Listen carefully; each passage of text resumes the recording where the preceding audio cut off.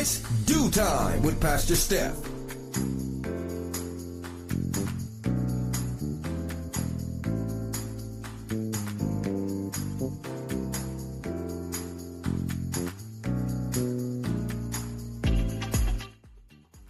Good morning, good morning, good morning. Rise and shine. You're on with this Dew Time with Pastor Steph. How are you this morning? That's what I like to hear. That's what I like to hear. For this is the day the Lord has made. Let us rejoice and be glad in it. So, where were you all week? All week it was crazy over here on this Dew Time with Pastor Steph. We started off Monday, shaking the Monday morning blues with the Dew Time crew, and we talked about signs that your partner doesn't fully trust you. Yes, and some little signs such as they frequently question your intentions, always wondering what's up your sleeve. Are you really about what you say you're about? They're always keeping tabs on you. Where you at? What you doing? Where you at? Yeah. They get jealous over the smallest things. Any little thing makes them jealous. And that there is definitely an indication that they really and fully don't trust you. Okay. So give it some time, give it some thought, watch those things, and they'll kind of tell on themselves. Well, we're gonna kind of slide on over to Wow Wednesday with our girlfriend Vivian, and she talked about the woman who drowned her dog in the airport when she figured she did not quite have all the credentials that she would need to get him from the United States into Colombia. Okay. She needed to make sure she had some veterinarian clearance. She had to make sure that the dog had its rabies shots. And I don't know why she panicked at the airport, because she did have some papers. But what she did was she ended up drowning the dog right there inside of the airport. Now, she ended up going outside, leaving and coming back in as though she never had the dog to begin with. But if it not had been for the janitor who saw her kind of doing some weird things, yeah, the janitor ratted her out. So unfortunately, she didn't get very far. Well, we also talked about some things that they say you shouldn't say to someone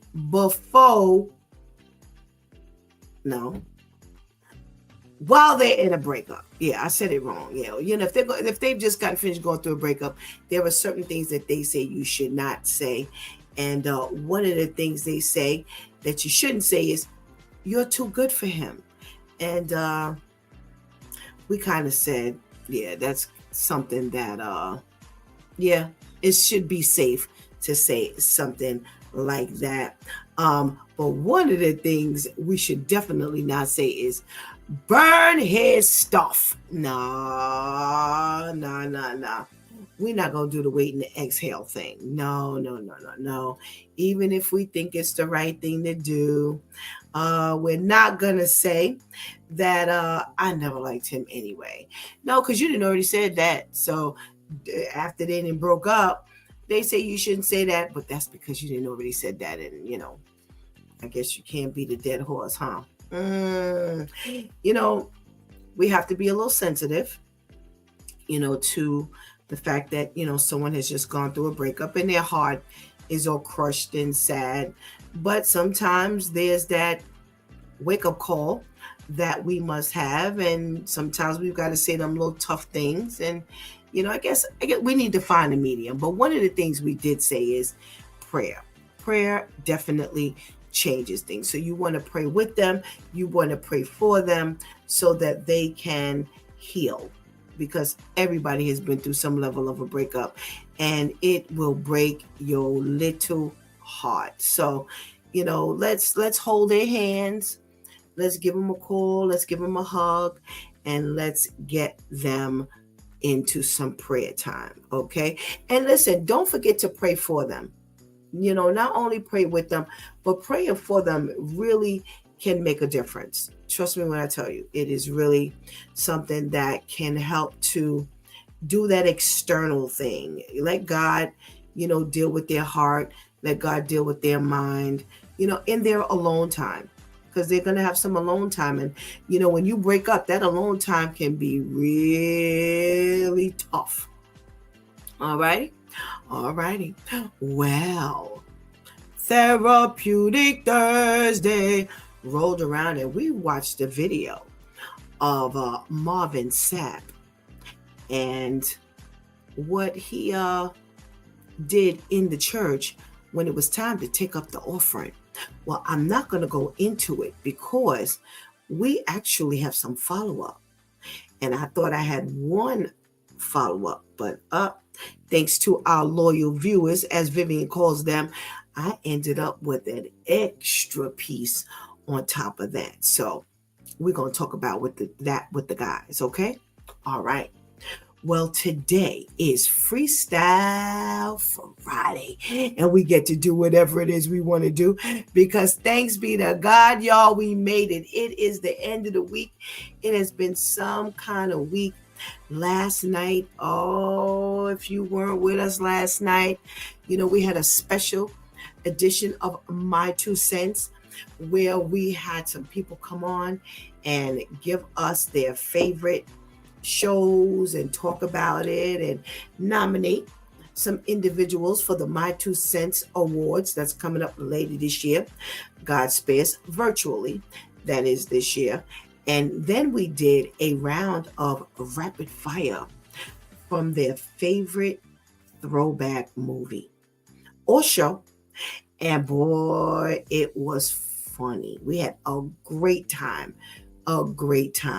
So if you didn't get to hang out with us last night, go and check it out right here on the Closer Walk Christian Talk Show YouTube channel.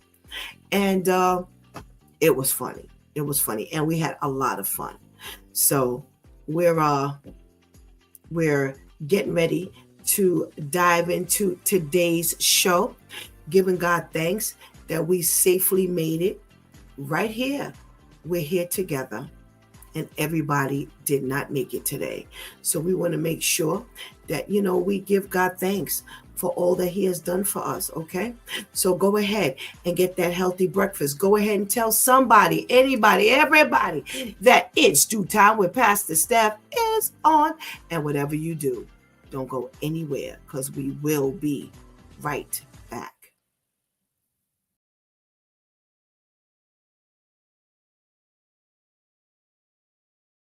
Ordered by U.S. Marshals. It's Ruby Bridges.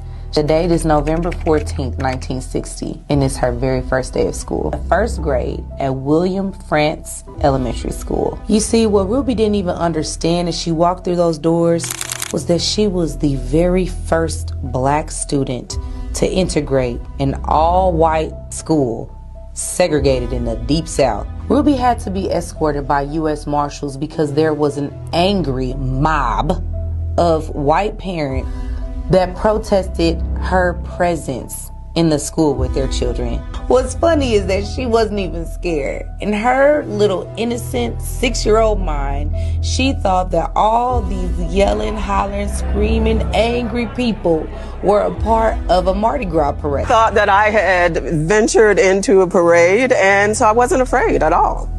She had no idea it had anything to do with her. A lot of people don't truly know what happened after she got inside the school.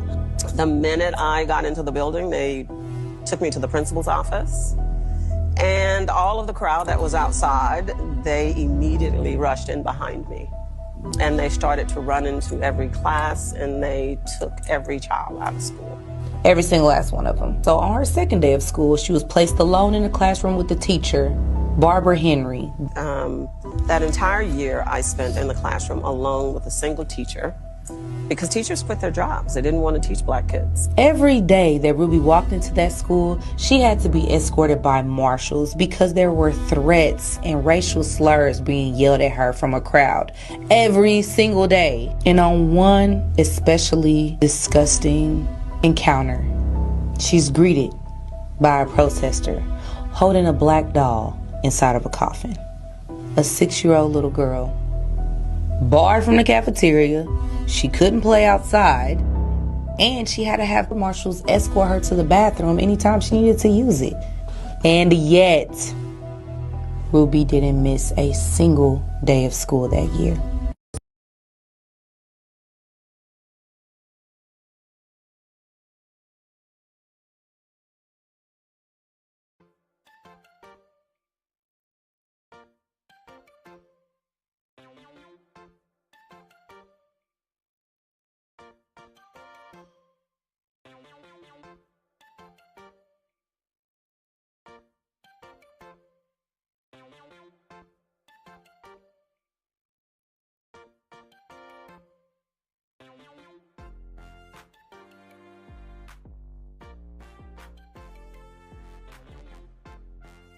Good morning, and good morning again. Welcome back to It's Due Time with Pastor Steph, and it is Freestyle Friday, y'all. Thanking God that we made it straight through to the end of the week. And boy, listening to some of these Black history stories this week, you really get to see how much hatred that, we've experienced in this world. Yo,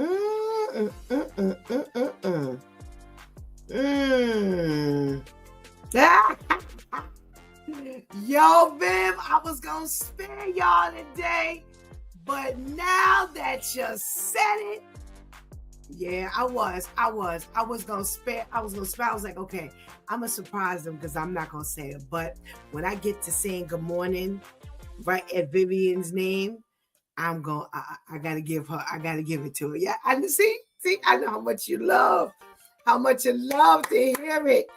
But before I get there, yeah, they experienced so much hatred, and you think we experience hatred now. This has just been a series of hatred for Black people for no reason. It's so sad. It is so very sad.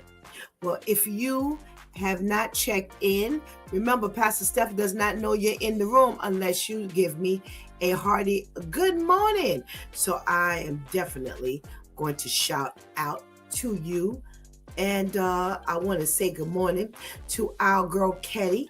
Good morning, Ketty. You're number one today. Terrence, good morning. Thank you so much for joining us. And good morning, Vivian. And yes, just like that one woman in the video, the story this morning, Pastor Steph, in all 4 years of high school, I never was late or missed a day, and I was rewarded. I did get an award at the graduation. Yes. So, yeah, I just didn't have to go through so much hatred. Can you imagine just her mother got her dressed and she went to school every single day through all that hatred, and I didn't have to experience that. So imagine just going through that for no reason every day and seeing a little Black kid in a coffin. Yo, white people are straight up crazy. Yeah, they God bless them. If they are not racist, then they need to give God thanks that they're not, because they definitely come from a lineage of hate and unjustifiable hate. Oh my goodness gracious. Well, let's say good morning to our girl Tamika. Hey Tamika, thank you so much for joining us this morning. Hey Serge, what's going on? Thank you for joining us this morning. And Terrence says, I don't get mad at white people or what white people have done to us in the past. I get mad at my brother and sister because we went through a lot with them white people, and now we're doing it to ourselves. Now I'm mad. And you know what, Terrence, I actually have to agree with you. You know, I always say, how we talk about what the white people did to us and we doing it to ourselves? Haven't we been through enough? Haven't our ancestors been through enough? I agree 100% with you. Yeah, pay attention, y'all. Pay attention. All right. Well, y'all know how we do every Friday morning. We do some level of, trivia or somebody shouting out something. And today's list is men said they have gone through some creepy things women have done to them, and they dropping and spilling the beans.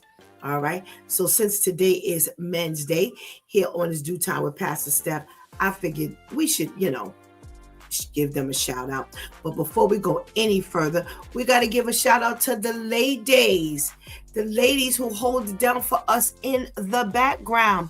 Let's say good morning to our girls, Shantice. Hey, Shantice. And let's say good morning to our girl, Anika. Hey, Anika, thank you so much for holding it down for us this morning, bringing us our live. We would not have YouTube Live. We would not have Facebook Live if it were not for these ladies. So thank you so much. Or our videos. Yes, they do an excellent job with our photos, with our videos. So big ups to you this morning. All right. The men said that the women been doing some real creepy things and they're going to talk about it. So guys, if you got some stuff that you've done, that you've experienced from some women that are that was real creepy, make sure you put it in the chat room. And ladies, if you've done some creepy things, go ahead and tell on yourself. Put it in the chat room. We'll read it. All right. All righty. Well, one guy says, showing up to my work house and when I'm shopping to beg me to take her back and forgive her for cheating. It's been 7 years. Leave me alone already. Wow. That is creepy. 7 years later, who still wants to look at you? And we didn't already separated. A woman I dumped showed up in my house while I was working to beg for me to come back, crying, wailing, love letter, gifts. Wow. Come on, ladies. Come on, ladies. Come on, ladies. He said it was awkward and uncomfortable, and I was alone. I can't imagine being in the shampoo aisle and suddenly, voila, your ex comes around the corner with a wild look on her face. Yeah, that's got to be pretty scary. All right. Go to mom's house. Tell her that she's my girlfriend. Befriend her to the point where they become best friends. While I'm deployed with no communication to the outside world whatsoever, and without me ever giving her the address to my mom's house. And after I only saw her twice and hooked up once. Wow. Come on, ladies. You can't be all that twisted. No, come on. I went on a few dates with a cop. She asked me if I was free one night, but I had plans. Driving to a friend's house later that evening, guess who pulled me over? She wanted to know why I told her I was busy when I was obviously free. Wow, pretty creepy in my opinion. Oh, yo, ladies, y'all are out of control. I had a girl who would hop my fence in the backyard and silently watch me watch TV. Yo. I had an ex-girlfriend try to convince me to murder one of her previous boyfriends. She never said it explicitly, but she made it abundantly clear that's what she wanted. Wow. She said we were fated to be together because we were the same age, older students. And she conveniently forgot there were other older students of the same age. I felt like the emoji. I don't know what that means. Alrighty. I had a woman ask me about my sperm count on the first date. She also sent me a playlist of about 60 songs based on the taste she thought I'd have. Didn't match. Wow. Yo, ladies, we out of control like this? This is scary. I'm glad I ain't no man. I got upset with a girl for sticking a note to the wall of my bedroom with chewing gum when she left the morning after she slept over for the first time. I didn't know her all that well, but we liked each other. I still liked her at that point. I just told her the note was nice, but I wasn't happy to have to clean it up, and I'd probably have to repaint my whole wall because of it. Wow. About a year ago, a woman in the Arby's drive-thru creeped me out. She asked me if I wanted to hang out, and I said no. She asked me multiple times more, and I kept saying no. At that point, she even stuck her face and arm out the window in a clear attempt to pull me in for a kiss. I rolled up my window on her, and her female co-worker shoved her off and gave me my food. I complained about it and thankfully had the heroic woman's info to name drop, and she vouched for me. The female creep was actually held accountable and fired. Wow. Dear lady I met at the bar, I'm glad you liked how I smelled. Dragging each of your friends one by one to me throughout the rest of the night and trying to get them to smell me was kind of creepy. Trying to stick your head into my taxi so you could smell me one last time before I left was too creepy. Wow. Let's see what we got going on in the chat room. Anika says she agrees with Terrence about the white people thing. And Serge says she jumped over the fence to watch him watch TV. That's an invasion of property. You stupid, Serge. All right. Terrence says, I also got the sperm count thing, and I got a lot of, I only want your child. You don't have to be in the kid's life at all. I only want your child. Wow, Terrence. And Tamika says, wow. And I thought it was rough being a woman. Be vigilant, fellas. Yes. We got a shout out from our girl, Teresa. Good morning, Teresa. Let's see if we can grab a couple more of these stories before we head on to our news. I'll add a woman who mentions wanting to have mixed babies with me. I'm with you, Tamika. I thought ladies had it bad. Yo, that's why I'm like, are we really this bad? Are we really this bad, y'all? Y'all need some counseling or therapy or something. As a gay man, the women who think they can change me. Wow. Okay, but if you gay, I want to change you? No, I'm handing you over to Jesus. That's the only change agent. Now, I might get help, but if you ain't got Jesus, then I can't do anything for you. Not by myself. Wow.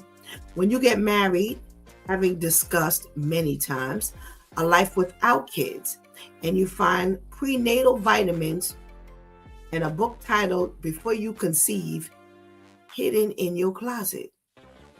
Wow. I dated a Mormon girl briefly after high school. We worked at the same gym before I left for college. She and her family were immediately pressuring me to convert so I could marry her. Over a decade later, I Googled my name and I came up listed as a relative of hers on genealogy sites. And we were not related or married and never were. Yo, come on, y'all. Come on, y'all. Come on, y'all. Wow. Met a server one time who was talking nonchalantly about how her husband was getting tired of her filling up the freezer with roadkill. Oh, Lord. She had an amateur taxidermy habit, but apparently didn't have time to do it much.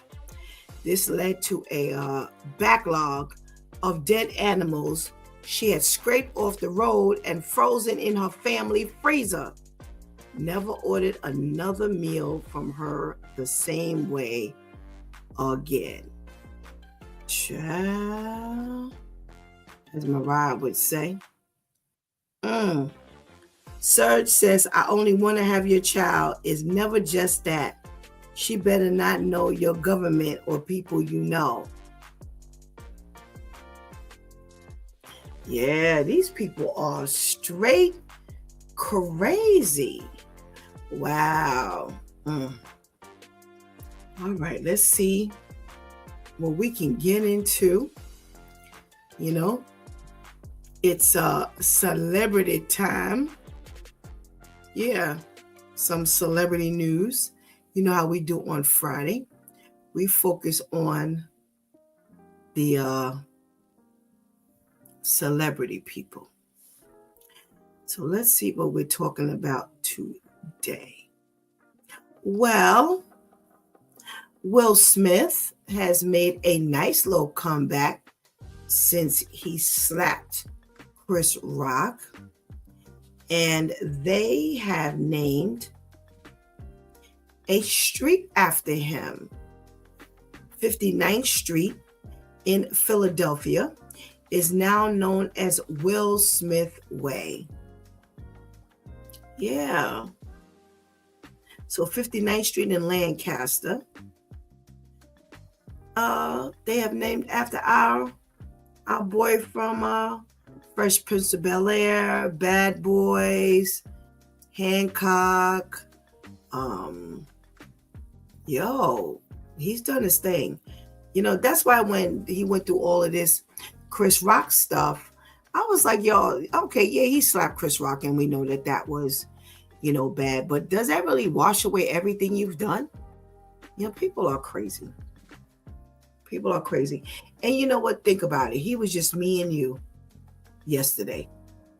Yeah, just me and you. And now he's got a whole street named after him. Yeah. Go ahead, Will Smith. Do your thing, boy. Do your thing. Congratulations to you. I'm very happy. Let's see. I don't know if I talked about Journey Smollett.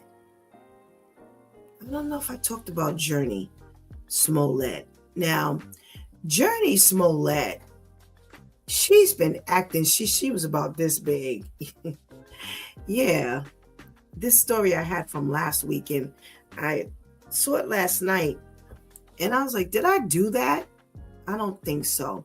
But yeah, Journey Smollett has been in the acting business with her family. I don't know if y'all remember. All her family members start with the J letter. Yeah. And Jussie was from Empire, and he was the one who got into that trouble a few years back over, back in Chicago, where he said that these people attacked him, and then they said it wasn't true, and then they ended up saying it was true. They had to erase all of the allegations. And remember, they made him pay for all of the time that the Chicago police and detectives had spent. Yeah, well, they ended up dropping the charges. So now Journey has, like I said, she's been in several different movies, several appearances on some TV shows, and she's been married. And now they're getting a divorce. Now that she's paid him 4 years later, after paying him nearly $1 million in this divorce settlement, he is going after her SAG pension. Now, I didn't even realize that they even had a SAG pension. And they say that her ex is now requesting half of her retirement savings, including her SAG pension. That's the Screen Actors Guild. And he's already received $1 million, like I said, but now he's asking for more. Now, listen, he wants 50% of her funds accrued in her retirement account from 2010 to 2019. And this were the years they were married. Now, they say under California's community property law, marital assets are typically divided equally in a divorce, which could make him okay in this claim. Now, here's what's not fair. Remember, now she's been acting since she was a tyke. So how do you get access to my money, some retirement that's been put into, my fund since I've been acting? Now, we've been married for 9 years, and now you get access to my retirement fund? Yo, these people are straight trifling. Wow. Now, they cite that Mary J. Blige, Halle Berry, Wendy Williams have also had to pay these big alimony payments and these settlements. Now, Wendy Williams and Halle Berry and Mary J. Blige ain't been in the game since Journey Smollett been in the game. They ain't been in there as long as she has. So they need to do something about that. Maybe between the years of 2010 and 2019, whatever she, let's say whatever they deposited in that time or during that time. But yo, no, hands off. Hands off. Yo, that is like straight crazy. All her life she's been acting, and here you come along. Man, let me tell you something. See, you all in love, and then when it's time to separate, these people, you know what that means? That means they ain't really loved you in the beginning. Because why you just can't walk off? You got $1 million. All you did was be married. You ain't did nothing in this whole acting thing. And now you in 10 years you wouldn't have made $1 million. No, he wouldn't have made no $1 million on his own. So you listen, you didn't got your come up. Buy and buy. All righty. Well, for those of us who liked Snowfall, guess what? They got a spinoff. They're talking about a spinoff for Snowfall. Yes, that was the one with Damson Idris on FX. And they had 6 seasons, 6 powerhouse seasons. Well, remember the one who played Wanda?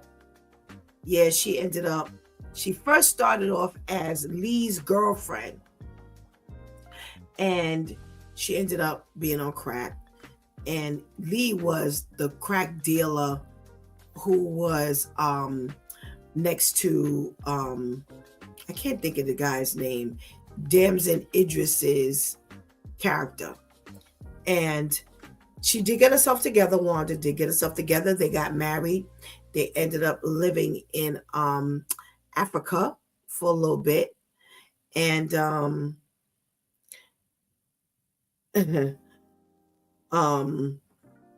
they are now talking about doing a spinoff from Lee and Wanda's perspective. Yeah, they're jumping off with them. So I would be the first one in front of the screen. Yeah. They are looking to bring back definitely those two, and they may pull up some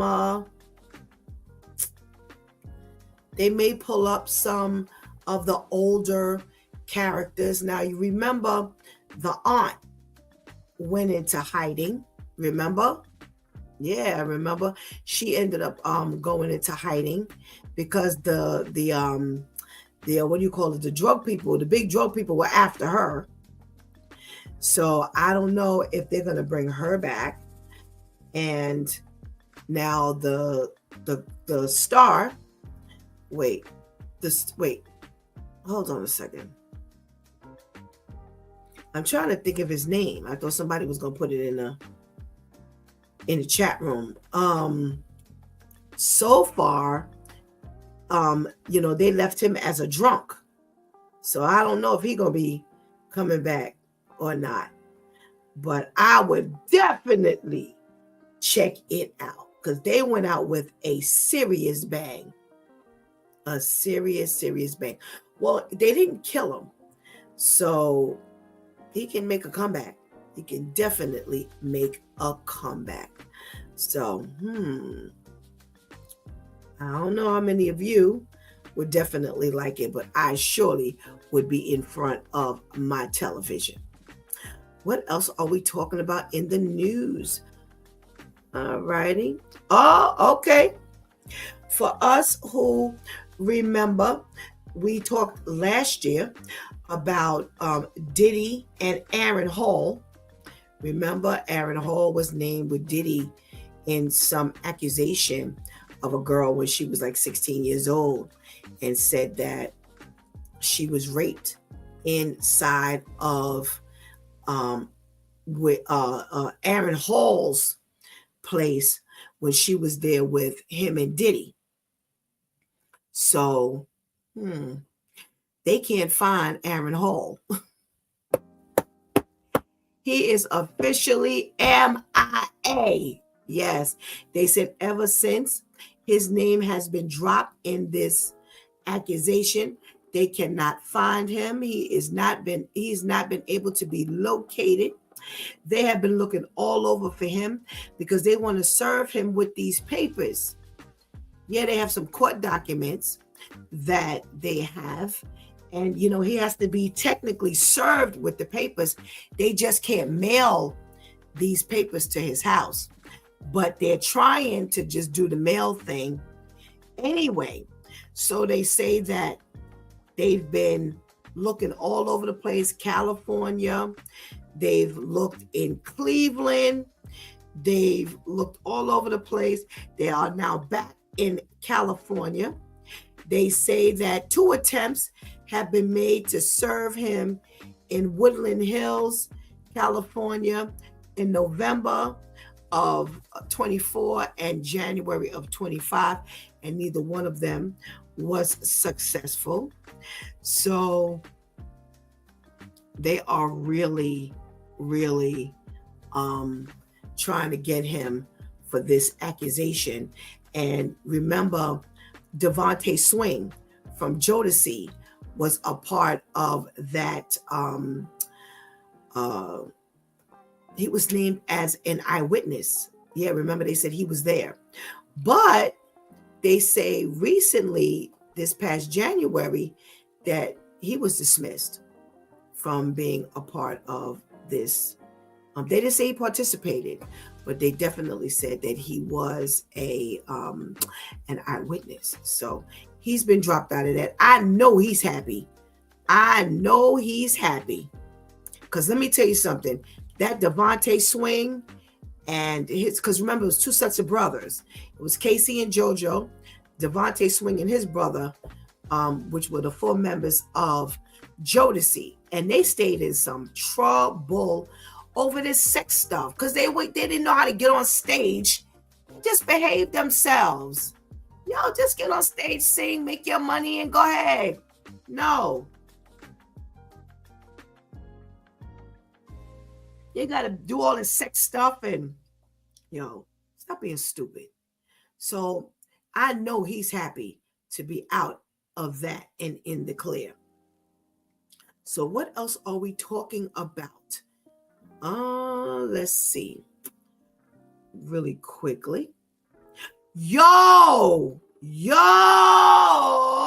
help me talk about this one. So they've got this thing now out in California where these women are being murdered during conjugals. Yes, in this Mule Creek State Prison out in California, there were two women consecutively. Now, they say in November, there was the death of Stephanie Dowells, 62 years old, while she was visiting her husband at this Mule Creek State Prison, and she was strangled during a conjugal visit. Now, there's a second woman was also killed months before her, and they say strangled as well. Now, that was Tanya Vanessa Thomas. She was killed in July of 2024 during a conjugal visit with her husband, Anthony Curry. And her husband was again accused of strangling her. She was found unconscious in a family visiting unit by the prison staff. Now, this is straight crazy, because now the family of the first woman, they're doing, some talking, and they say she had been a single mother to a son who's now in the Air Force, and they're all speaking out, and they're saying that they were not necessarily against the conjugal, but they need to do something with, like, the prison guards need to be more on top of the security. Okay. Here's a problem. So both of these men were behind bars for violent crimes. Now, I'm going to go ahead a little bit and then I'm going to come back. Now, they say that men who are on death row, convicted of sex offenses, are going through the reception process. When you arrive in the prison, they are the only ones who are under, like, a ban from having conjugal visits, but not if you have a violent crime. And they say that, in fact, all incarcerated people are eligible to receive these visits unless they have temporarily lost their privilege due to some type of disciplinary action. Now, I'm lost because these women are married. Now, this one guy, let's go back. This one guy who was married to the woman, Thomas, he was sentenced to life with the possibility of parole for attempted second-degree murder in the 1999 shooting of his 19-year-old girlfriend. Now, He's been in custody since 2008.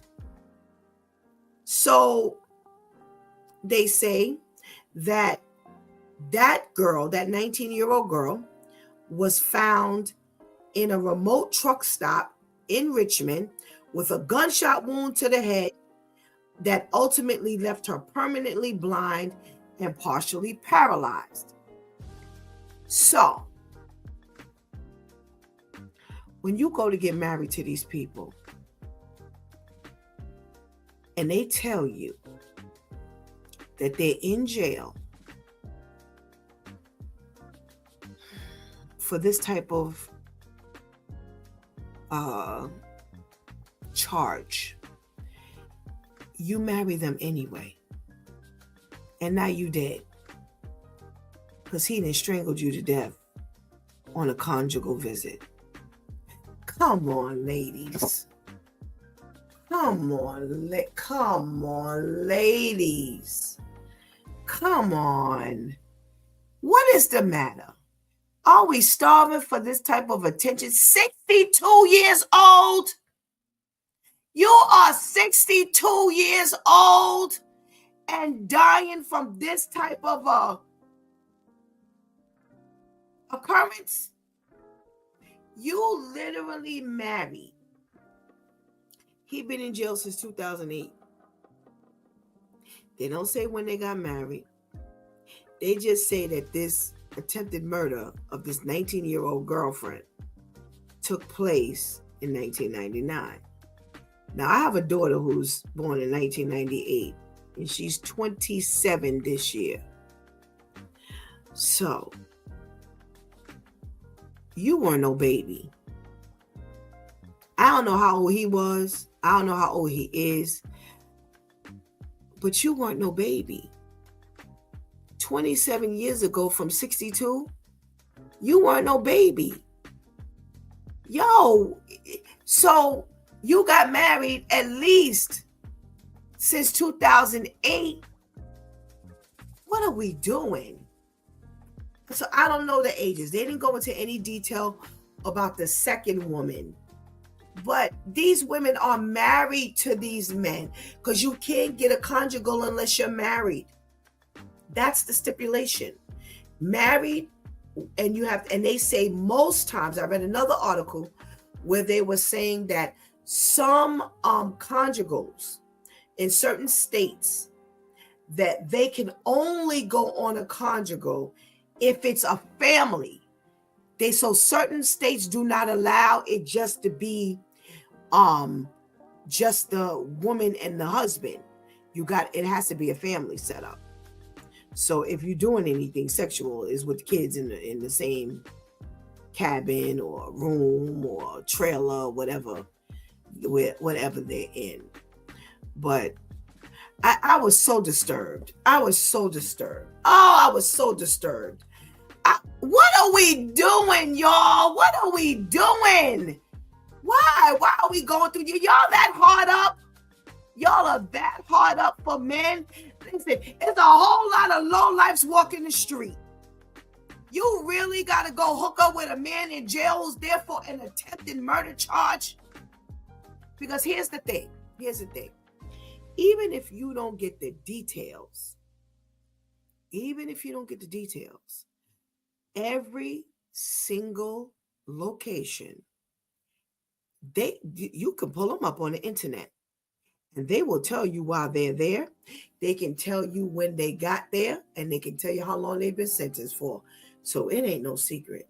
I know somebody who got married to a person she knew before they were associates, before they had not had a relationship.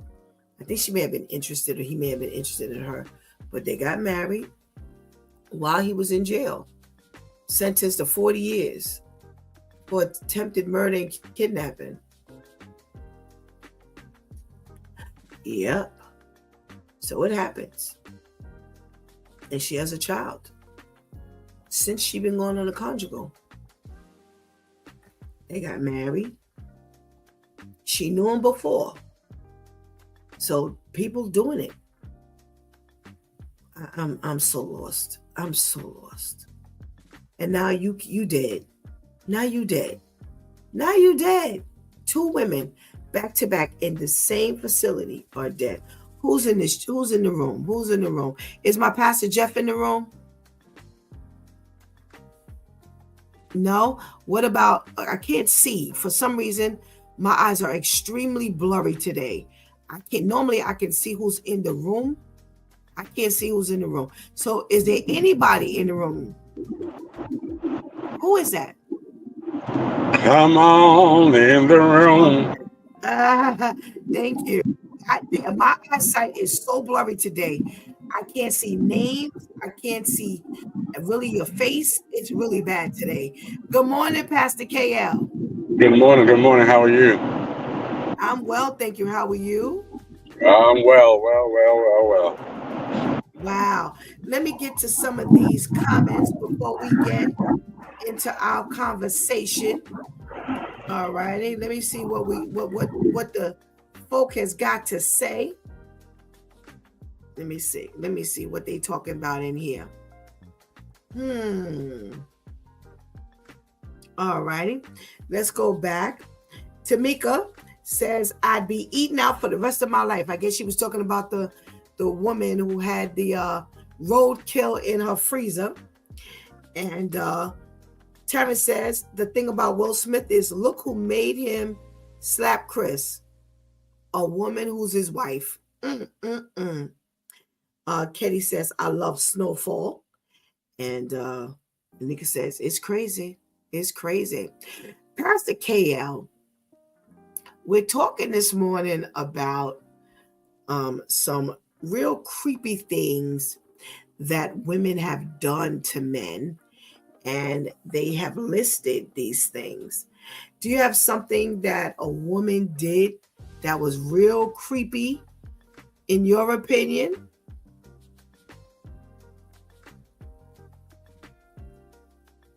You talking to the mute button? Yes. I'm sorry. Yeah, I don't know that it was creepy, but it was really, really low down. And I spoke about this years ago. I was dating a woman in my former life, and I just wasn't feeling her no more, and I was trying to move on.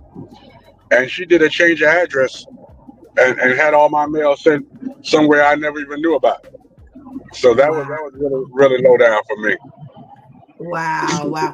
How did you find out? Because she actually sent it to a good friend of mine that she thought I was cheating with, who lived in Connecticut, and she called me and said, "Why is your mail coming to my house?" But we were just we were like best friends. Wow. So how did you know it was this chick who had the mail rerouted? Listen, it could have only been her. It could have only been. And then when I confronted her, she admitted it. She said, she said, now your H can send you your mail back. Wow. You just don't want to make the women mad. She's a good friend of yours. You know her too. You know what? She ain't no good friend of mine. I know who you're talking about, but she ain't no good friend. Wow. I think you set me up.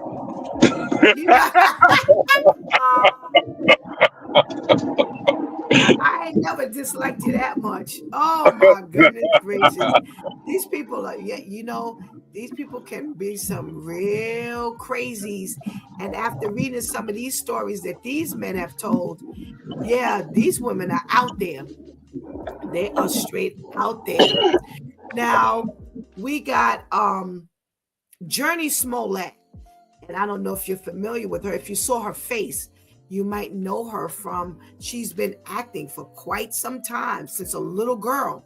Well, she's been married. She got married in 2010. They were married from 2019. He got $1 million settlement in their divorce. And now he's going after her SAG retirement money. And this is her pension that she's getting from SAG, and that's been like since she was a kid. Do you think he's entitled? He should be entitled to her money that she made from when she was a kid. No, I think with this kind of stuff, people go a little too far. Especially with celebrities. I mean, if you ask me, what you bring in is what you take out. I mean, I just don't understand. If you came in with $2, saying I might give you an extra $2, that you can go out with. Now you got $4, but you shouldn't get all of my life. Even when you wasn't in my life. You know what I mean? So you want what we contributed being together and what I had before we got together. That's why people are looking down and getting upset when people saying I want a prenup. Right. Because they're saying that's not love, but that is love. I love me more than I gotta love you. Ah, yeah, you got to protect yourself. And unfortunately, people have even tap danced around the prenups, Pastor KL. That's how dastardly they are, that they've even, the lawyers have found loopholes around a prenup. Now, when you sign a prenup, you clearly say, whatever I came in here with, this relationship, I'll walk back out with it. I'm not anything that's gotten, between the two of us, in between the time when we're together. I'm not gonna go after. But they've even had people who have gone after, stuff even when they've signed a prenup. So it's just greed. And that's what it boils down to. Straight greed. Now, how you want something from when I was 3? Stop. Just stop. Just stop. Just stop. Oh my goodness gracious. Let's see what we're talking about. These conjugal visits, where now these women, 2 women, one in July, one in November of last year, at this Mule Creek State Prison out in California, they have shown up dead from their husbands who strangled them to death. And now they're saying that security needs to be tighter on a conjugal. What do you think about this here? Well, first of all, you're in jail. You know what I mean? So you get privileges now. You know what I mean? I'm just not understanding that. Yeah. Saying go mess with Pookie. If that's what you want to do, go mess with Pookie. Get a conjugal visit in your cell. You and Pookie. And I believe these women are just crazy. And I always say that some women think that a piece of man is better than no man at all. But now this man got you in pieces and you dead. Yeah. So love should not hurt that bad. Yeah. I said the same thing, Pastor Kale. My thing is, if you are in jail, especially for a violent crime, because they've already said that if you're on death row, if you're in there for a sex offense, you are disqualified from getting any conjugals. Now, I say with you, if you're in there for a violent crime, if you've been sentenced to some big time thing, you definitely should not be getting anything, in regards to a conjugal. But I don't think you should have a conjugal at all. I think that should be part of the prison sentence. I don't think you need to be getting any sex and all of this kind of stuff. I mean, this is crazy. Now, here you are, 62 years old, Pastor KL. 62 years old, and you're murdered. 62 years old. You ain't no spring chicken. You're not in your 20s or 30s. 62 years old, murdered by your husband on a conjugal visit. That's crazy. It's even crazier than that. 62 years old, and you're murdered by someone who destructive. who's a criminal.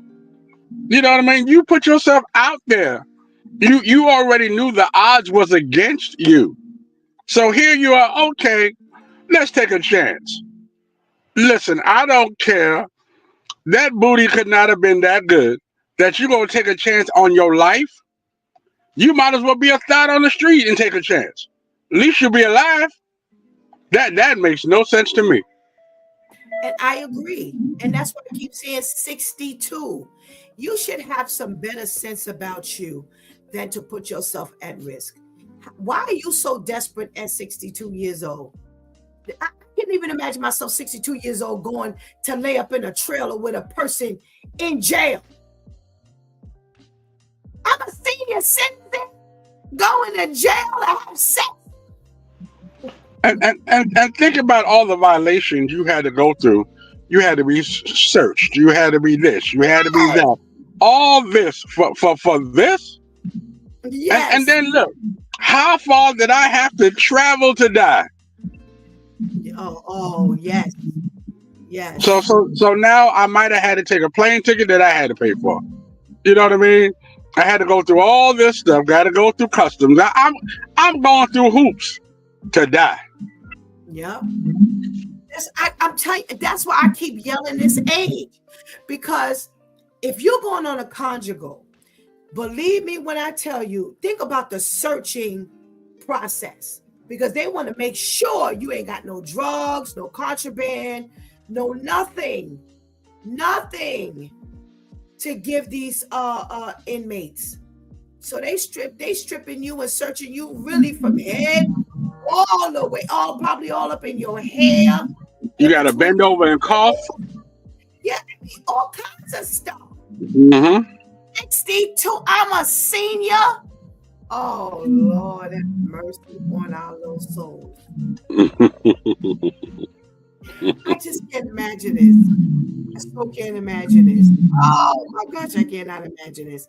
And I don't know how old. They didn't say how old the second woman was. The first woman was, I'm sorry. But they definitely said how old she was. 62 years old. And I can't even imagine. There's a comment in the here we got from Serge. That story was crazy when she visited him multiple times to want to marry this man and then die. What is wrong? Is love that hard to find at 60 years of age? Yes, Serge. That's my question. That's why I'm like, we got enough low lives out here in the street. You know, I'm almost afraid to talk about this to Pastor Jeff because I don't know when he's gonna come out here. But let's talk to Pastor Jeff, Pastor KL. Good morning, Pastor Jeff. Good morning. Good morning. How are you? Oh, I'm well, thank you. How are you? I'm doing well. So, Pastor Jeff, we've arrived at the story of the two women who have visited their husbands out at Mule Creek Prison in California for conjugal visits. One in July and one in November of 2024. And they were both strangled by their husbands. Now, there's a 62-year-old woman who was strangled by her husband, who was in there for attempted second-degree murder of an ex-girlfriend who was 19 years old. They found her thrown in some remote place with a gunshot to the head. She's left partially paralyzed, and he's been in jail since 2008. She was 62 years old, the wife, who went to visit him, and he ended up strangling her. And, you know, I keep saying 62 years old because my question is, we are senior citizen at that age pretty much. And we are marrying people who are violent offenders and visiting them for these conjugal visits. And now you end up dead, two women. at the same location, same prison, end up dead. What's your thought about these conjugals at this age for these violent offenders? Now, did these women meet them while they were already locked up and married them? It appears as though she did, because they say that the offense took place in 1999, but he's been in jail for this offense since 2008. Okay. So it doesn't seem as though she married him before he went to jail. So it looks like she married him once he was there. And on this conjugal, this is what took place. I know of women. I had women in my church in Arizona start pen paling these inmates, and then they end up doing the same thing. And I guess loneliness is something else. Desperateness, loneliness. You know, they rather had him a piece of a man, you know, in jail, I guess, than to be by themselves. But it's a shame because look, you know, the dude in there for murder. Yep. And then you're gonna go and hook up with him. And I'm not gonna say you deserve what you got, you know, because nobody deserves to get murdered, you know, but man, common sense should tell you what you're dealing with. Right. You dealing with, he got a murdering demon in him, you know, and you didn't go there to cast him out. You went there to make love to him, you know, romancing the demon. You know what I'm saying? You can't romance the devil. That's like that snake, you know. That scorpion that took that ride by the turtle across the river. You know, he got bit, and the turtle was like, "Man, why'd you bite me? We both gonna die." And he's like, "Man, that's my nature." You know. Wow. That's his nature. Yeah, Pastor Jeff. You know, I say the same thing. I'm like, you know, you clearly weren't thinking. You really don't know him.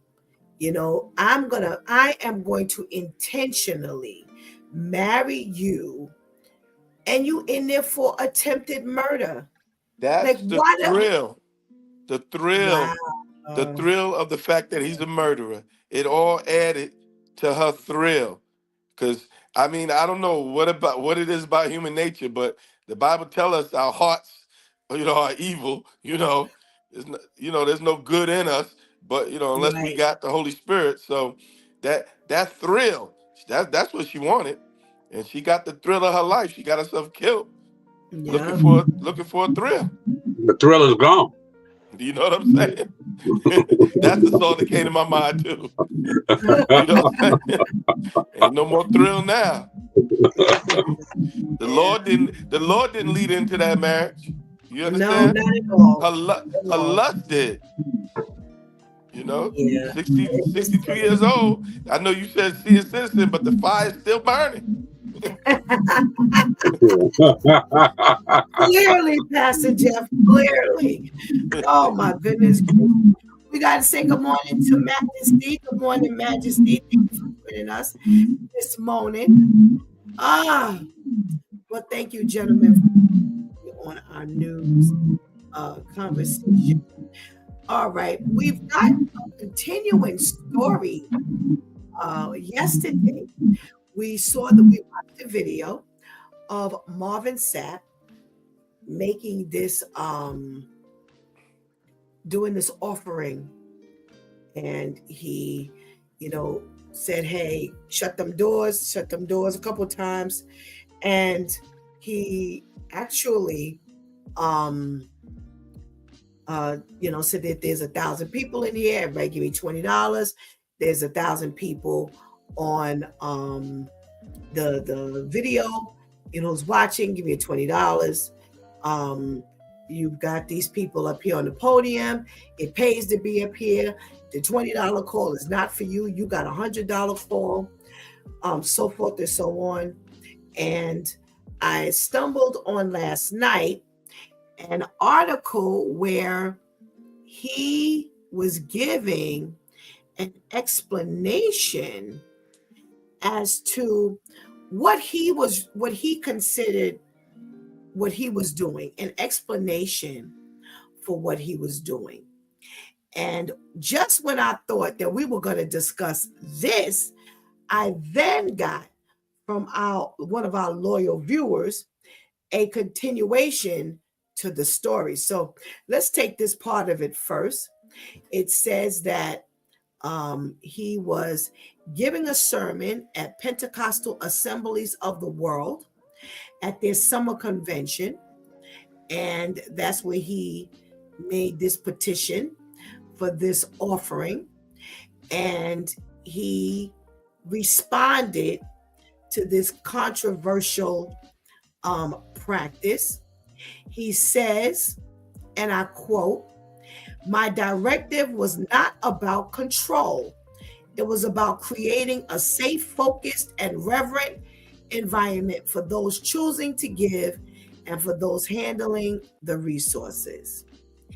And he then goes on to say, to those who are unfamiliar with the church context or who may not regularly attend worship gatherings, this has been misinterpreted as holding people hostage as well as offensive. That was never my intent. The truth is, when finances are being received in any worship gathering, it is one of the most vulnerable and exposed times for both the finance and security teams. Movement during this sacred exchange can be distracting and at times even risky. My directive was not about control. It was about creating a safe, focused, and reverent environment for those choosing to give and for those handling the resources. So that was the first part of his response. Pastor Jeff, what do you think about this response? I think that was very good. You know, he had to, come up with something that would, kind of make it look all right. And it's true. Close them doors. We don't want no robbers coming in. Look what happened to old boy in Brooklyn. He the bling bling bishop. He got robbed during his service. So close them doors. So, but people are always going to look at it negatively, because it's the church and it's the black church too, especially. They're going to criticize us real hard. But, it costs to operate these buildings and everything. And when the people don't give, it's left on the preacher a lot of times to come up with that money, and get them bills paid. People come and they have services. So he wasn't asking for much. And I don't know what he probably had a specific thing that they wanted to raise it for, but people always gonna take it out of context.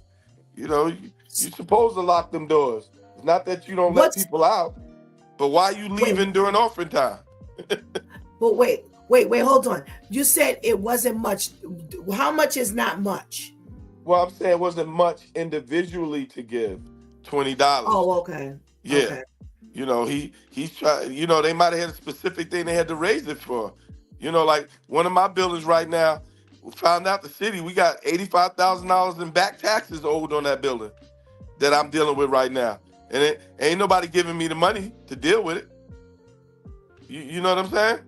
I got to deal with it. And I've been dealing with it with the city right now because they weren't supposed to charge us taxes. So if that's what he was trying to raise the money for, would you say it was okay? I say it was okay. He could have used a little more. Realize, first of all, shut the cameras off. You understand? When you're raising that money, shut the cameras off. But he wanted to get that money online too. So that's why, he did. Yeah. So that's why he kept the cameras on. But you got to be very tactful in how you do it. Because people don't want to give anyway. They always want to find a way. Oh, tithing is a sin and this is a sin. So already you got that environment. So you got to be very careful in how you raise that money. Because people, go ahead. No, go ahead. Finish your thought. No, I'm saying people come They want to have a good time in the Lord and then go and spend most of their money in the restaurant eating. You know what I'm saying? They don't want to give to begin with. So you got to find ways to get people to give. It's a shame that you have to. You know, they should give with a good heart and because they love the Lord. But a lot of times these bills got to get paid. So I want to go back to this cause you were talking about. So the cause you brought up, you said, okay, we've got these taxes that they shouldn't have charged us on the church building. Why does that become the congregation? This was for a convention in this particular instance. This was for their summer convention. But why does that become like the church's responsibility as far as you're concerned? Well, look at it. It was a convention, right? Conventions come with cost. To rent these venues, all of that, it come with cost. Who's to pay for it if the people don't pay for it? Should the preacher pay for it? But why can't you just take up an offering and then you supplement the rest? Why does the church? Okay, you decided to give the convention. And I didn't ask you to give the convention. I'm an attendee of the convention.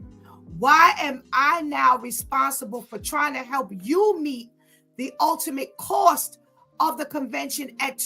He was trying to raise $40,000. We don't know why he was raising $40,000, but we do know that this was the convention.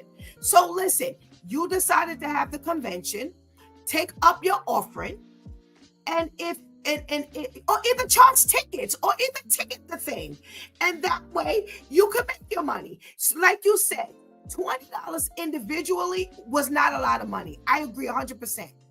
However, charge the $20. People don't care about paying $20. Charge the $20.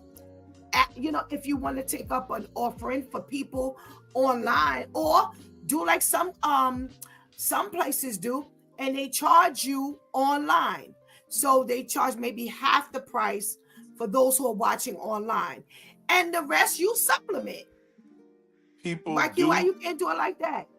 Listen, you act like it's simple. I done been in a lot of functions and it all rested on me in the end because that's who they look. You. No, but the thing is, this is a collective thing. The church is a collective thing. It ain't all on the pastor. And you put on these things and sometimes you think you got everything together and then the ticket sales don't go the way it's supposed to go, but you still got to pay this bill. Sometimes you go over time and they charge you. There's a whole lot that goes with it. And if you stuck in a rut, who do you turn to but the people that are there? You turn to the church folks. You turn to the people. That's why I know a pastor that went and borrowed from the wrong people trying to keep his church going, and they beat him to death. He was a friend of mine. They beat him to death. And people said, well, he shouldn't have went and got that money. The church was going down. It was getting ready to get foreclosed on. The people just weren't giving. I've had crowds come and they put $1 in the envelope. Okay? And the bill was left on me. And it's not like, we rich. You get what I'm saying? We try to do the Lord's work and everything else. And I'm with you. I'm with you. For 37 years, what is this, 87? 87 was it for about 30, how old is Shanti's? Going on 38 years, I've been an event planner. There is not one scenario you could run past me that I have not experienced with someone. I've been an event planner and a fundraising consultant. 37 years. So all the scenarios that you are talking about is real. I get you. However, as an event planner and a fundraising consultant, the first piece of advice, don't go over your head and prepare for the worst. So there are many times where you say, okay, you know what? The event is going to cost us $10,000. You need to strategically figure out how you're going to get to this $10,000. Will you make it? Sometimes you won't, but you better have money in your pocket to supplement. This can't be your end result to now go ahead and now take up a collection at this level. You understand what I'm saying? I'm not saying don't take up the offering, but the worst thing you can do is to put yourself in a scenario where this is the means of how you gonna get the money or else. Some people don't think like you and don't know like And you, that's the and you problem. got these people step out on faith. I believe God, right? When the Bible said count the cost up Yes. when you want to build a house, okay? But they step out. I believe God, and then all of a sudden, where's God? You understand what I'm saying? Absolutely. So now you got to deal with the repercussions. This can't be your out, in other words. Like you said, I agree, because again, I've had people say, okay, listen, you know what? We're going to trust God. And I'm like, listen, you're dealing with people, church people. Just like you said, they're not always the reliable ones. Shantice always says it's safe in the club because they gonna make their money in the club. They gonna charge the people. The people gonna come through. If the tickets are $150, the people gonna pay that $150. They're not gonna complain. They pay. We go into these arenas. Some of these places cost $300 to see some of these artists. They pay the money. They pay it, but they won't do it in church. Right. They won't do it in church. And that's what I said. Listen, you're dealing with church people. They have a different mentality than the people in the club and the people who are going to these Barclay arenas and all of these kind of things. Plan better. But like you said, because I'm thinking, well, God's going to handle it. Well, listen, God is not handling it like this. Now that you have to go to this extreme where now you guys say, well, give me $20 from 1,000 people in here, $20 from the people here, $100 from the people back here. That's not God. That's not God. God's not going to have you do that, because like you said, that means you haven't counted up the cost. The way you've counted up the cost is not the right way. So now here you are. Now you look like what? So now you have this is your explanation. So I'm coming back to you, Pastor Jeff, because there's more. This story gets padded. So I'm going to come back. Pastor KL, this is the first leg of his response is that he's apologizing and saying that, hey, you misunderstood me. What say you regarding this particular level of the apology? Well, I mean, again, something like my comments yesterday, but I think he did well. I think he did well. I mean, it was everything that I said yesterday. You know what I mean? This is the norm. And people just took it out of context. Perhaps people who never experienced that before, they saw it from a different light. But this is what's done. And yeah, even you yourself said that you don't like, the term that this is the norm, but this is the norm in the church world, and if you're not privy to this type of ministry, you would be offended by it. But it's almost like I live in Alabama, and people in New York are very direct. We're very, very direct. However, people in Alabama think that I'm rude. I'm not rude. This is just who I am. And this is the norm for me. But because the Southerners, they're more friendly, and they don't know how to take me. But if I talk to Steph or if I talk to Jeff, that's just KL. That's how this is what we're used to. When you're not used to certain things, you become quickly offended by it. That's true. Okay. For the record, it's not that I don't like the terminology, it's the norm. I don't want to hear it as an excuse. That's my thing. That's what I said. And I don't like it. All right. So he then went into explaining that there's some biblical context. It's not his opinion. It's not tradition, but it's scripture. And what he said was in 1 Chronicles 29, we find a powerful moment where David, preparing for the building of the temple, challenges the people to give. He starts by giving his own treasure over and above what he had already set aside. Then he calls on the leaders to do the same. What happened next? The people gave willingly and generously.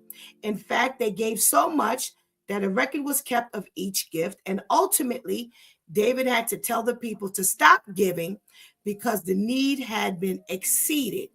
The Bible says they gave gold, silver, bronze, iron, and precious stones.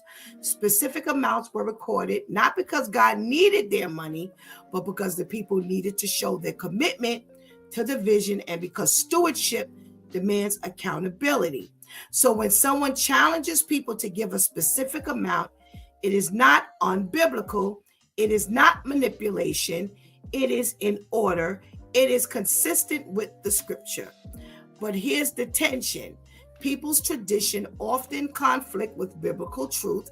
That's why Jesus himself said, the traditions of men make the word of God of no effect. So yes, you saw a moment, but I invite you to understand the movement behind it. I felt it was necessary to provide context to this clip, and I hope you'll share this explanation with the same passion and speed that the original clip was shared. Pastor Jeff, what say you in regards to this part of his response? I think it's a good response. He put that together well. And you got to remember, I grew up in church, and my grandfather knew how to raise that money. Okay, he knew how to get the people to give. I wish I had his gift. You understand? But I agree. Sometimes you got to prompt people to do the right thing, because they will sit there, like I told you, and just put little $5 in the envelope and then enjoy free food, all kinds of stuff, and then go away and spend all their money, give it to the white man. You know what I'm saying? And won't support the ministry. And it's a shame, but sometimes you have to use certain strategies and tactics to do that. And people say, well, you shouldn't have to do that. No, you shouldn't have to do that. But when you're dealing with our folks, you do. You just do. I hate to say it. Okay. I got a question for you when Pastor KL is finished. Pastor KL, what do you think about his reference to 1 Chronicles 29? I think it was pretty on point. This is what I would say, and I think I said it yesterday. There are certain people that the church will use to raise the offering because they're gifted that way. I'm not going to say they're anointed that way, but they're gifted that way to get the money. One of the worst things I believe as Black people that we did in church is say we have a free will offering, because everything's free now. Everything's free. You know what I mean? You can have $10 in your pocket, but you're only giving 50 cents. That's it. And then you expect everything to be given to you. You expect the hotel room. You expect the lunch. You expect the word. You expect everything. For that 50 cents. And I just don't think that's right. The word also says that your gift will make room for you. Saying God would definitely bless you with whatever you need, but you have not because you asked not. And then also, you have to learn how to sow in good grounds. That which you sow is what you're going to reap. If you sow time, you're gonna get time. If you sow money, you're gonna get money. We have to learn the way to sow. And I think we as Black folks, we are lost. We want the blessings. We want everything. What I'm saying? We want everything to come to us, but we don't want to suffer nothing. We don't want to sacrifice nothing. We don't want to pay for nothing. Okay. I don't know if I want to ask a question or if I want to make a statement. I'm having a problem with this mentality. I agree with you, gentlemen, 100%. I agree with you all. Please remember that. I agree with y'all 100%. Considering all of this, why do we continue to put ourselves as convention holders or conference holders or anything like that? Why do we continue to put ourselves in this situation? If you already know that people, like we said, if they're in the street and you tell them somebody's coming to an arena, no problem. If you tell them that so-and-so's coming to the church, now you got a problem. They're not going to give as openly. Then why do we continue to put ourselves in this situation opposed to, again, just saying, okay, we have a 500-seater or a church, and we're having this convention. We've counted up the cost. It's going to cost us $10,000. Divide that $10,000 up. We want to offer food. We want to offer a speaker. So we're going to throw that up in there. Food is going to cost this much. The total on top of with everything that we have counted up is going to cost us $12,000 now that we finish. Why not just split that between 500 people and put the ticket sales out there? Charge for that. Because why do we continue to ask people when we know that they're not going to give? And then we have to resort to this method, which is tacky. I don't care what this correlation is to this scripture with the David challenged the people to give because he was trying to build the temple. No, it's not the same in my opinion. I do not compare the two because it's completely different. If you say that God put it on your heart to hold this event, then why are we planning it so poorly? Why are we telling people that this is God inspired, but now we're going to put a gun to your head to give, opposed to saying, this is how much it costs to give this. This, Pastor Jeff, the tickets are $100. Pastor KL, the tickets are going to be $750 if everybody. And then let the church or whoever's giving it supplement the difference. What are you going to do when you come up short? You're going to keep on holding the gun to people's heads? You're going to keep on running things like this? That's so poor. That's poor planning. Why we keep putting ourselves in these positions?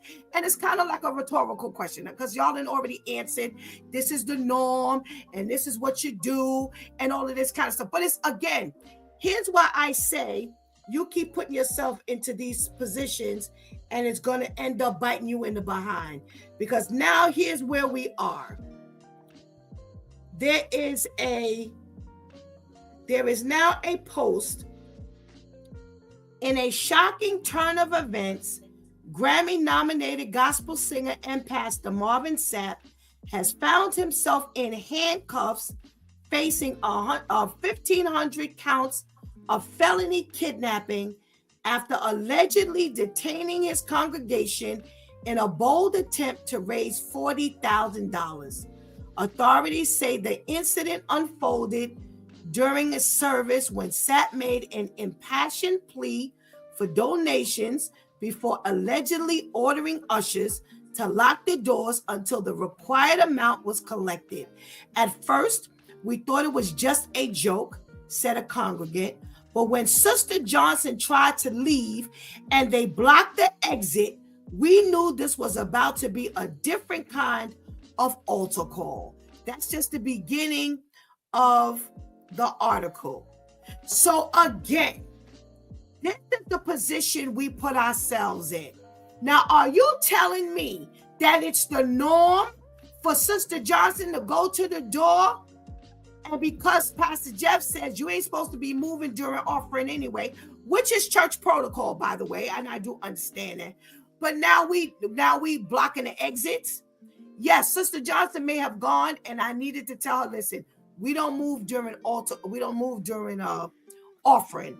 But now, because of the initial presentation, it looks like you holding me hostage. So now you end up in trouble because this was your presentation.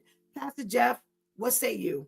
They were looking for a way to be able to do this, and they should have let that lady leave, and it shouldn't have been on the pastor.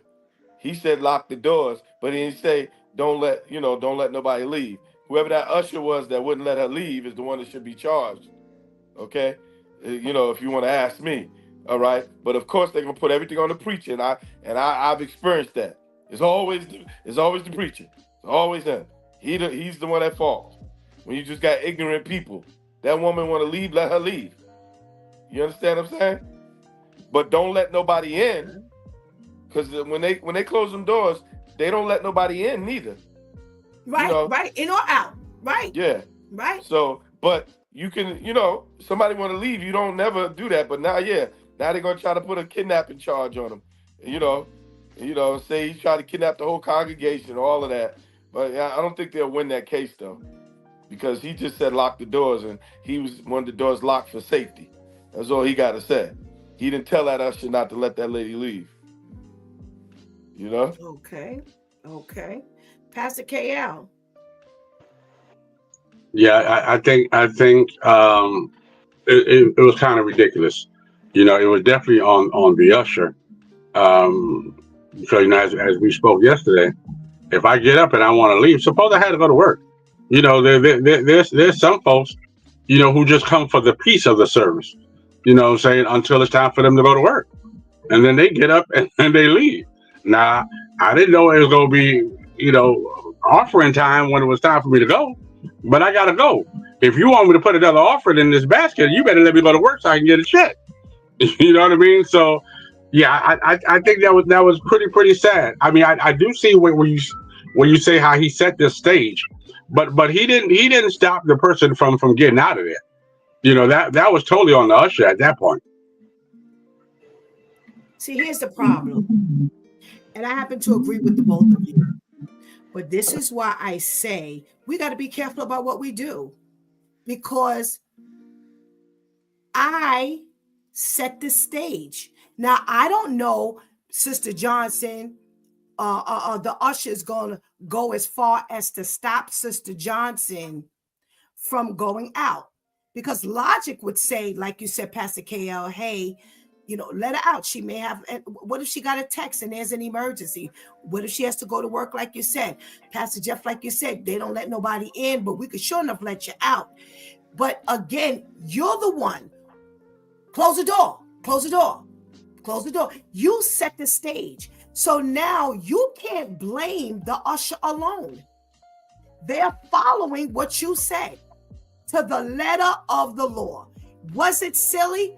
Absolutely. Was it overdone?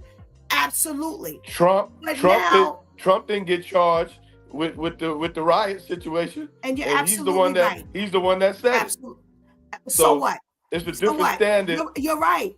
You're right. But what does it have to do with what does it have to do with the price of rights? You're absolutely right, because that's the first thing you think about. Here we got a whole country being run by a convicted felon, so we know that the scales are imbalanced.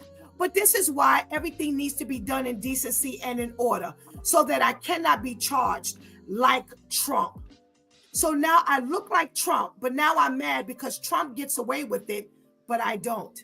This is why I say we got to be very careful about what we do, because now we always the ones that gonna get in trouble all the time. Well, it wasn't like that when we were going to school. Somebody hit us, but when we go to hit somebody back, now there's somebody calling my mama. I just defended myself. That's the way it always is. We're black. We're the church. They waiting. They are waiting for somebody to do something like this. Like you said, he didn't tell anybody, well, make sure you lock them doors, don't let nobody out. I don't care what happens. He didn't say that. But can I tell you something? That's what he said. So now you need to be held accountable. I didn't realize that Brother Al is in the room. Brother Al, come on, catch this conversation for the last couple of minutes. Shanti says, can she let Brother Allen? Hold on. Maybe I can let Brother Allen. Hey, Brother Al. Good morning. What happened? Hey, good Hey, Brother morning. Yeah. Al. Hey, How look, are I've been you? out there for about 2 hours. Y'all must don't like me. I've been in the waiting room for about 4, 5 hours. What's going on here? I'm sorry, Brother Al. I'm sorry. I'm sorry. All right. So you're catching the tail end of this No, here. I heard a lot of it. I just been in the waiting Okay. room, but I'll wait for somebody to let me. I heard a lot of it. Okay. So what's your response? um, I agree with a lot what was said. My thing is, like I said, for me, it is a turn off because again, I would have felt like I'm being hostage. Okay, you doing the offering, I do understand that. I totally understand that. But then when you talking about close the door, I'm taking that. Okay, what you mean close the door? I can't leave until I give you something. So I'm feeling like you're forcing me to do something. And I agree with a lot with what you said, Pastor Steph. You have to be prepared. As far as things that I do, if when I was putting my film together and doing my stuff like that, I couldn't rely on people. I had money put to the side. Just in case this film don't sell like that, I got this money to the side to pay it off and do what I need to do. With my wedding, there was people who may not come to the wedding. I paid for the plates and stuff. So I had that money to the side. I wasn't sitting there relying on, okay, people come to the wedding, they're going to give you an envelope with money. Hopefully everybody give me something, I'll be able to pay it. I do a basketball tournament for my son that got killed in the car accident. I bought shirts and everything, but I had money on the side just in case I don't get the amount of teams that I wanted to get to cover it. So I agree with that you do have to cover yourself just in case it don't go according to plan. But when you start forcing it on the people, I think that's not good. I think that's not good. Now to do the often, and one of the biggest things that I noticed in the church, a lot of people don't talk about the importance of tithing and things like that. So you do have some people don't know about it. Some people I didn't know about it until one day a preacher preached about it and showed a scripture in the Bible. I was like, wow, okay, I get it now. But it's not talked about. It's not preached about, or the preacher's not saying, "Hey, listen, hey, we got light bill stuff like that. It would be greatly appreciated if you guys can help out with your offering and your tithes, where we can, keep this building going." It's a certain way how you can say it as well. All right. We're talking about now that this has now become a criminalistic charge where, he's being charged with kidnapping 1,500 people um in the room. And now, they claim he was handcuffed and arrested or whatever. What do you feel about that? Do you feel that was an extreme? Do you feel that, you understand? What do you feel about that? I feel that was extreme. I really feel that was going too far to the extreme. I mean, he should have worded it different or whatever, but I think that's going too far to the extreme. And people have to understand, especially us as black folks, when something is done, it is heightened. It is heightened to the fullest. Because like I said, it's a different if a whole bunch of people trying to leave and you saying no, don't let them out. That's something different. But we have to understand, like what was just said, Trump. I heard Pastor Joe brought about Trump. It's true, and it shows us that we still got a long way to go. Mm-hmm. White is right, black is wrong, basically. You got a Mm-hmm. felon running if that would have been Obama, they'd have been hung him. You know what I'm saying? So I agree Absolutely. with what you said, Pastor, being that we know that we have to do better. We have to do better. We have to act better. We have to do things in an orderly fashion. All righty, all righty. Thank you so much, gentlemen. Sorry you were in the waiting room for so long. It's all right. Don't let it Brother happen again. Don't let Al. it happen again. Sorry. I'm gonna hold this show hostage. They stay Nobody away get on last this show week. trust They me. left me in the waiting room. I'm sorry. Guys, thank you so much, gentlemen, for for your contribution in today's conversation. And we pray you have a blessed weekend. All Oh, you right. two You too. enjoy it. Hey, look, Pastor, I'll be on Monday because there ain't no school, so I'll be on Monday. All right. Well, thank you so much. And thank you for joining us last night for our Oh My Two yeah, Cents. definitely. Yes, Pastor Jeff did his. He wasn't live, but we'll be promoting his presentation as well. So thank you, both of you. Have a wonderful Yes, indeed. weekend, gentlemen. All right, you Thank too. you. All righty. Oh, what a catch 22 situation. Let me see if we got any last minute comments up in this chat room. Why do oh, okay. No, we don't. All righty. Okay, I just wanted to make sure. All right. Oh, what a catch 22 situation we're in. You know, again, yes, this is such an imbalance to this world. You know, once you're, a person of color, once it's the church, I keep telling people they just waiting for us to do stuff wrong. They just waiting for the first little thing we do, and then they're going to blow us up. They can't wait till we make a mistake. They can't wait till we make a move, and then all the walls come tumbling down. The Bible tells us that everything that God does is done in decency and order. And as Pastor Jeff said, who plans to build a house without counting up the cost? That's what the Word of God says. So why are we not better prepared? It's a very, very weak explanation that we will do what we need to do in regards to this offering because we got to come up with money. You're absolutely right. Like I said, I've been at this for 37 years. Can I tell you something? I have never put up my own money. Ever. Can I tell you ever? Since 1987, I have been holding events. I have never put up my own money. I have made it where it made itself. It flipped itself. Because a lot of times, let the truth be told, I didn't have the money and I was stepping out on faith. And we had to get this done. And with the strategic planning of God, I will not take any credit for it. But with the strategic planning of God, I've always made it flip. Always flipped it. When I tell you never, we gave a conference last year, the year before. Nope. It paid for itself. And I charged $35 the first year and $45 the next year.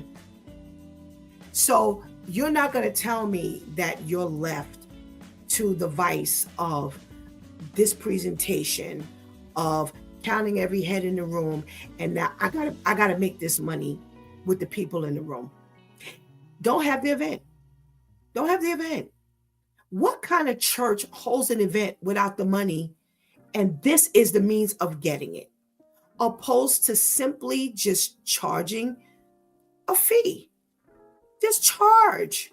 And like Pastor Jeff said, $20 is nothing. But people will pay $20 if they really think that is worth it. They will. And you've just got to make the right presentation. You've got to get the people who are participating to help push it, because I'm going to be honest with you.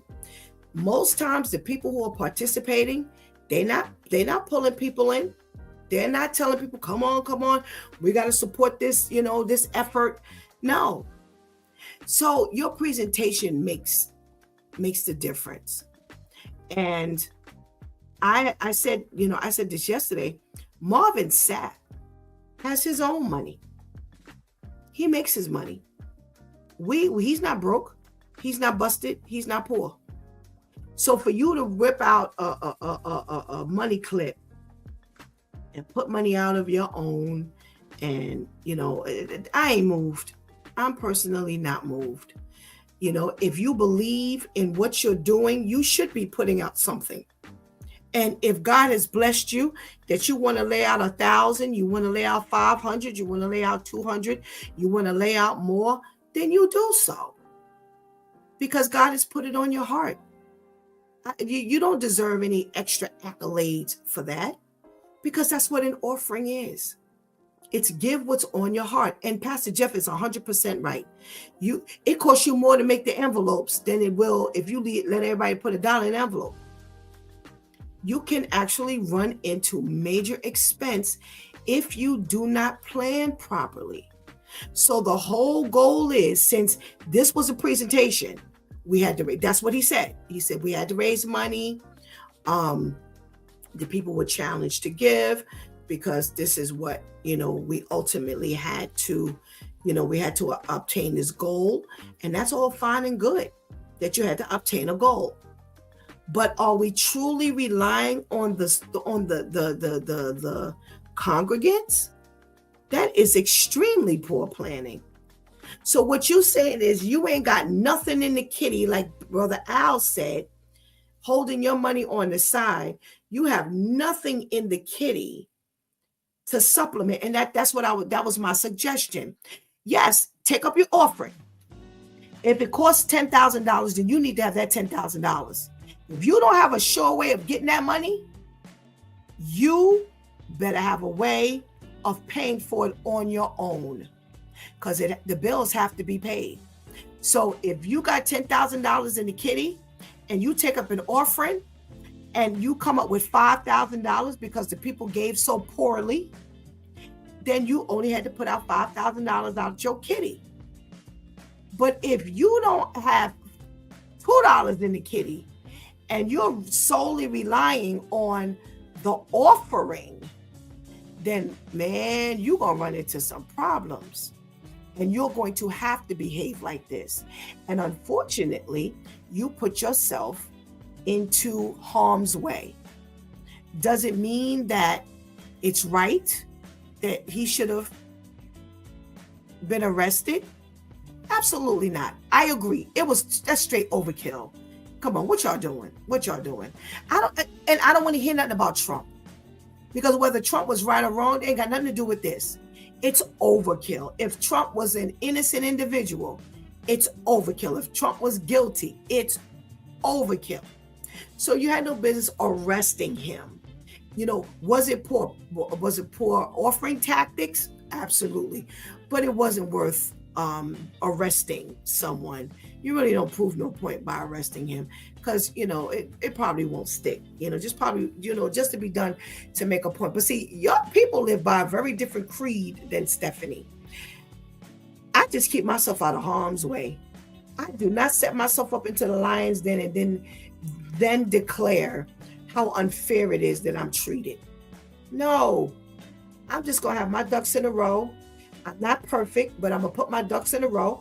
Sometimes I miss. Simply, I miss. But guess what? I'm not gonna have to do anything shady looking. Pastor Kale always throws out this scripture: "Don't let your good be spoken evil of." Here we go. Don't let your good be spoken evil of.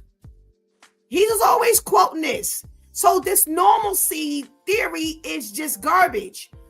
I don't care how normal it is. It is normal to steal when your family ain't got nothing to eat. That's the way the world thinks. But for those of us who trust God, we'll go and we'll ask. We'll borrow. We'll put our pride to the side, and we'll trust God that the person that we go to ask will give us and have what we need. There's a difference. I don't care how normal something is. Are we right in the eyes of the Lord? Do not have the appearance of evil. And unfortunately, when we do stuff like this is what we end up with. Plain and simple as that. All righty. So we thank God for all that we learn and all that he puts before us in order for us to learn. You've been watching It's Due Time with Pastor Steph. Join us Monday through Friday from 7 a.m. to 9 a.m. where we discuss matters of the heart, mind, and spirit. As you go through your day, be sure to set your mind on things that are above, not on things that are on the earth. They will only serve as a distraction.